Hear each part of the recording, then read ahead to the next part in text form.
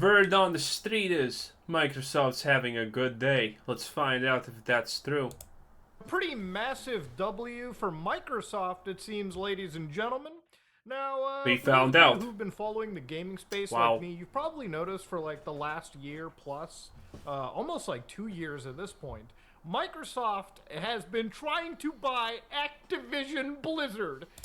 I noticed, and I literally did not care a single bit about it. Activision Blizzard being one of the largest gaming publishers out there. You might have heard of indie games like Diablo 4, Call of Duty Modern Warfare 2. Heck, you might have even played Overwatch 2, okay? Or at least, like, you know. I thankfully have not. Ha ha! Thankfully, I am one of the survivors. Because why would I spend my money on shit? Read the fan fiction or whatnot.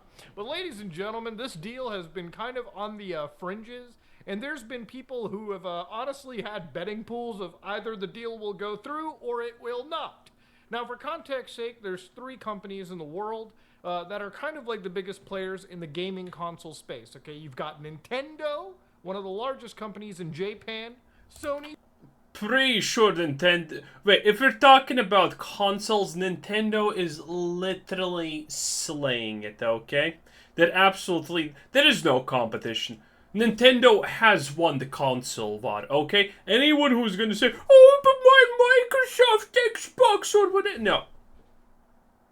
Cope harder. Nintendo has destroyed the competition. Nintendo is the crown jewel of existence when it comes to consoles. You know, if you're a console user, shame on you. But if you're a console user but you're not a Nintendo console user, whatever would that be, then what's the point of your existence to begin with, honestly, at this point? One of the largest companies in Japan too, not as big as Nintendo, but sizable. And then, of course, you've got Microsoft. Now, when I talk about size, Microsoft dwarfs Nintendo and Sony, okay? Now, I know that some people in the gaming space might take offense to that, but That's are true, facts, though, yes. okay? Microsoft, and that's not including just Xbox, Microsoft as a whole is one of the largest tech companies on the planet. Yep. In fact, tons of the That's why their stock is so good. the internet infrastructure is entirely dependent on them. Believe it or not, the most used desktop operating system, it's not so hard to believe, is Microsoft. I may not be a Windows And the most used browser for internet is Internet Explorer. lover. I might be a Linux lover, but Windows is still one of the largest operating systems on the planet. And of course, the foothold Microsoft has in gaming is not to be joked around with. I know that we laugh at Microsoft. Yeah, it's actually a joke. Like Halo isn't doing all that well. Yeah. I haven't seen a new Gears game come by, and I mean, the idea that you have Microsoft money is cool, obviously. But there's a reason Nintendo is literally looking at Microsoft, and they don't even care to point figures. They don't want to even look at that disgusting pile of garbage's direction, okay? Because they have failed. A lot of money... Microsoft's money is through Windows, not through gaming. They have absolutely failed gaming and are absolutely just pumping in that sweet, sweet Windows money into all of their gaming stuff because it's such a disaster. No. The fact that a part of you is making a lot of money, but everything else is dying, it does not mean that you're going to be successful. holy hell, Forza is pretty much the only thing that gleams Xbox AAA to me. But that doesn't shy away from the fact they've got money to spend. So this deal was one of the largest deals in gaming space, and because of So how did sizable Mixer. Activision Blizzard and their entire presences on the gaming space, there have been antitrust lawsuits thrown around. Now, for anybody who's followed Microsoft as long as I have or is old like me, you know that Microsoft and antitrust go together like fucking apple pie in America. Microsoft is a big company, and if it comes down to like antitrust, they pretty much were the start of antitrust situations all the way back to the browser wars, all the way back to Windows, so on and so forth. Pretty sure antitrust started with the American oil race and everything that happened from there. So when it comes to gaming, trying to buy one of the biggest publishers, you bet there were some parties that weren't exactly taking too kind to it. So what effectively happened, ladies and gentlemen, is today Microsoft, a federal court, declined to grant the FTC, the Federal Trade Commission, a temporary restraining order that would actually keep Microsoft from closing this transaction. Nice. Now, to be fair, this doesn't mean Microsoft is out of the woods. In fact, they could still have an FTC antitrust lawsuit, which could allege that the purchase would actually harm competition in the gaming space. So you might be wondering, why does this happen? Well, it's because if you have one company that is so goddamn big that when competing with other companies, it could simply just buy out the competition. That's not healthy. Competition is required. It's one of the regulating forces we have to make sure monopolies don't exist. Unfortunately, Yeah, and look at how good that has ended. duopolies, they still do exist, but we're trying the best we goddamn can, right? So the FTC says they're disappointed in the outcome, given that the clear threat this merger poses to open competition in cloud gaming, subscription services, and consoles. Now, for those of you wondering, Microsoft has pretty much been like fucking flaming themselves and saying, listen, guys, we're not the biggest player in the space. Yeah. Everyone else is bigger than us. Conveniently, obviously, forgetting the fact that when it comes to the war chest, there's still the sizable like group out there. Of course, this doesn't again mean that they're out. The FTC could appeal it. The last actual obstacle Microsoft has is with the Competition and Markets Authority in the United Kingdom, which even that doesn't... Yes, the island that literally no one cares about. Dude, they can just try to, elongate this process like for a year or two, and chances are that nature is gonna take its course in the UK, and the people there against this are just gonna naturally get stabbed and killed on the streets of England. I say just let nature take its course. I think it's a win-win. Doesn't seem to be a big deal when Brad Smith, the vice chair and president of Microsoft over here, literally said, after today's court decision in the US, our focus now turns back to the UK. While we ultimately disagree with the CMA's concerns, we are considering how a transaction might be modified in order to address those concerns in a way that is acceptable to the CMA. Now, of course, if you were looking into this deal, basically Microsoft said, we'll make deals with like all the other small cloud providers so we can give some of the Activision games to them as well, even though they're going to be in direct competition with them. They're actually doing the best they can to not come across like the fucking monopoly that they are. Now, of course, ladies... I mean, that's gonna be hard. That's gonna be hard to do. Remember the good old loot box trials? When the EA called their loot boxes surprise mechanics? Bruh! Even those decrepit 90-year-old bald pigeon fucks in that room sitting that literally don't know what's a computer, let alone what's a goddamn online game or a game in general, even they understood that's a bunch of bull. Like, there's no way to downplay the fact that you are owned by Microsoft, and if Microsoft wants, they will flood money into you, because Microsoft is a company that is very, very okay with doing that. Oh boy. Ladies and gentlemen, for those of you following this deal too, Call of Duty, yes, was one of the largest points of contention. Now, Call of Duty is a game that I think we all can agree is probably one of the most played AAA shooters on the planet. Dude, that's so sad, though. That's so sad. Call of Duty is such absolute garbanzo. It's not fun solo. It's not fun with your friends. The competitive scene is literally autistic. Sad. Sad. So, if some kind of institution says that Call of Duty needs to be canceled, I'm gonna be like, oh no! Oh no! Oh, the horror! Oh no! Not Call of Duty! Yeah. There are people, normies, that don't watch my videos, don't even give a shit about gaming. But when it comes time to come home from the 9 to 5, they're playing Modern Warfare with the boys, okay? With the girls. That's just how it works. So Call of Duty is a game that's bought all over. Xbox, PlayStation, PC, so on and so forth. And one of the scariest points was if Microsoft buys Activision Blizzard, it's not that they're worried about Overwatch not coming to PlayStation or Diablo or really any game. It's Call of Duty. Call of Duty is one of the largest games on PlayStation right now. So True. Microsoft ended up having to capitulate a whole heck of a lot. Ended up signing like 10-year deals to bring Call of Duty to not just their competitors right now, but all the way over to Nintendo and Nvidia.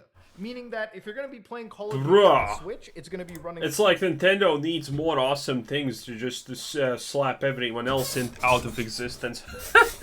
Damn. Through the cloud, and Nvidia, so on and so forth. Meaning that they literally had to go to their competition and say, we will not take away the largest shooter on the planet because the government doesn't want us to do that. Then, of course, PlayStation's Jim Ryan literally even said, no matter what, this Call of Duty promise, it's inadequate. Microsoft is literally like a big threat to PlayStation when it comes to Call of Duty. Like Call of Duty, Microsoft and PlayStation understand is the largest cash cow. And okay, that's probably true. Microsoft doesn't take away Call of Duty from PlayStation, which they never will, because nobody's going to cannibalize their IP like this. Microsoft can still put Call of Duty on Game Pass, which means for a lot of people who are in the space to buy a console, what are they going to do? You think they're going to go to Microsoft and you think they're going to go to PlayStation, buy a PS5, then buy each Call of Duty for $60 a pop, $70? Actually, yeah, I'm willing to believe that, sure. Actually, I have no problems, honestly, believing that. People spend a lot of money on things just for people are probably okay spending 5 times more of that just for convenience sake, okay? Because no one wants to boot up a console just for one game, okay? No one wants to own a console just for one game. So yeah, if they could get Call of Duty on PlayStation, I'm sure a lot of people would. Because they probably own some people probably just own one of those low-tier, shit-tier consoles, like PlayStations and, Xboxes, just for Call of Duty. Probably. A pop? No. If they can just buy a cheap-ass Xbox Series S and buy Game Pass and get access to all of the Call of Duty games, all of the Diablo games. Why would you care about all of the Call of Duty games, though? You probably don't. All of the Blizzard games, all of Starfield, all of Bethesda stuff. All of the Blizzard games are also kind of irrelevant and useless. What do you think is a better deal that the gamer sees, the consumer, when it comes to price? No matter what, I'm a physical lover, but for a lot of people for gaming, it is an expensive hobby in a time of severe inflation. They're going to buy the system that gives them hundreds of the top quality AAA games right there and then. Now, I personally think Game Pass is kind of diluting a bit of the quality of those games. I think a lot of it is always just, hey, this is some random shit thrown on there. And of course, for a lot of these Game Pass titles, the profitability is obviously questionable. I think for a lot of them, further monetizing... That's the sound of a default message. Not even WhatsApp. What kind of barbarians live without WhatsApp nowadays? Sad.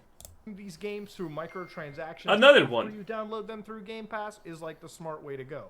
Which is both good and bad for the gaming world, is what I'm saying. And I'm not even just talking about preservation. So, of course, at this moment in time, the big point of contention beyond Call of Duty was always going to be the cloud gaming. So according to the Europeans, CMA, the Competition Markets Authority, they literally are saying that like 60 to 70% of cloud gaming belongs in the hands of Microsoft. So they actually do account for 60 to 70% of people playing cloud games. Now, if you don't know, Microsoft has... But wait! Can you play... On what can you play Fortnite? Because, by the way, these percentiles, for those of you who do not understand, and I'm going to assume a lot of you don't really get this, these percentiles are literally derived from usually the biggest things, the biggest games. And if we're talking about Call of Duty being the biggest shooter and a severely popular game, because, there's still a space enough for 100,000 professional COD YouTubers to appear, and all of that good stuff. So, COD is making a good percent of that slice, okay? So that's how it's working. And cloud gaming also. That means that cloud gaming is a very specific type of gaming. For example, Super Mario probably not going to be considered in cloud gaming. You know, cloud gaming is a specific thing that Nintendo doesn't even target. Well, obviously they have it, but you need to understand. Cloud gaming is not the whole of console gaming as a whole. It's just a subsect where Microsoft is dominating because, well, they nickel and dime everything they can. As xCloud. So a great example could be if you wanted to play something like Persona 4 Golden. Now, you don't have to even have an Xbox, from what I understand, to do that. You could literally whip out your cell phone, go to their like cloud gaming application, and then actually just play Persona 4 Golden through touch controls on your device. Hell, I could play through like 10 hours of Persona on my phone and immediately continue my save file on the Xbox. So Microsoft has like kind of a natural monopoly in that in the cloud gaming world, that I personally don't care about, but I guess a lot of people do. A lot of people do actually play their games in the cloud. Dude, too many people play on the mobile phone. Microsoft is simply providing a better service than like Amazon or, well, Google doesn't even have Stadia anymore. But you get it, all right? Microsoft is simply providing the better service. I forgot about Stadia. Damn. Obviously, the big scary part is if they buy Activision, these games that people actually want to stream on the cloud could eventually just become exclusive to them. That's really the question being asked over here. Now, I know we've covered a lot in this video. The irony of that, I don't think that's an actual important question, because no one else just does it enough to actually be a viable competitor in the marketplace. It doesn't mean that they cannot be. And I'm pretty sure that's what Microsoft would go for. It's just the fact that, yeah, we kind of represent, like, you know, the majority of this space, but it's because no one else really tries to do it, and if people started to do it, we would instantaneously be knocked below, like, 40% or something like that. I think that is the defense that they are most likely going to go with, because it's statistically kind of easy to prove. Because here we're gonna delve. This is the dark side of statistics, right? So let's say they own 60 or 70% of the cloud gaming, and they attribute like 50% of that 70% to like 5 games. They can easily do some very real math with some very bogus statistics that most people won't even understand. That shows, hey, if our competitors decided to go cloud-based and they did this, and this like took 50% of our things away, our share would be below 50%. So that's a good defense on why they have such a huge share of the market, of the cloud market currently, but why it technically does not matter. But maybe that's a little bit of a too advanced of a statistical discussion right now, but I honestly wanted to get my full thoughts of the situation out. I really don't like the industry consolidating like this because, to be honest with you, I really don't like the fact that these big companies are just buying up blocks of different game publishers. Because I think, honestly, a response to this, and Sony already has kind of done this, they bought Bungie, and from what I think, they might choose to buy Square Enix. And if they have the money, imagine if they bought Take-Two and made Grand Theft Auto suddenly an exclusive to PlayStation products. This is part of the entire industry that I'm not a huge fan of. The only reason I give Microsoft a bit of leeway is because at least their games are showing up on Steam, or showing up on PC. So it's not completely exclusive to their specific plastic At some point it will be, though. That's the thing. Selling the Xboxes, but obviously, if you're just in their ecosystem and giving money to them through a sub fee, that's all they really give a shit about. So yeah, ladies and gentlemen, insane development in the Microsoft FTC Activision Blizzard case. Maybe 10 out of 10 from now we might actually see an actual goddamn sale go through. But yeah, it's another I guess. Time to buy Microsoft stock, I guess. What more Blizzard stock? Hey, it's on discount. Anyway, this was Quizzer Said. Thanks for watching. Subscribe if you haven't already, and have a nice day. Bye-bye.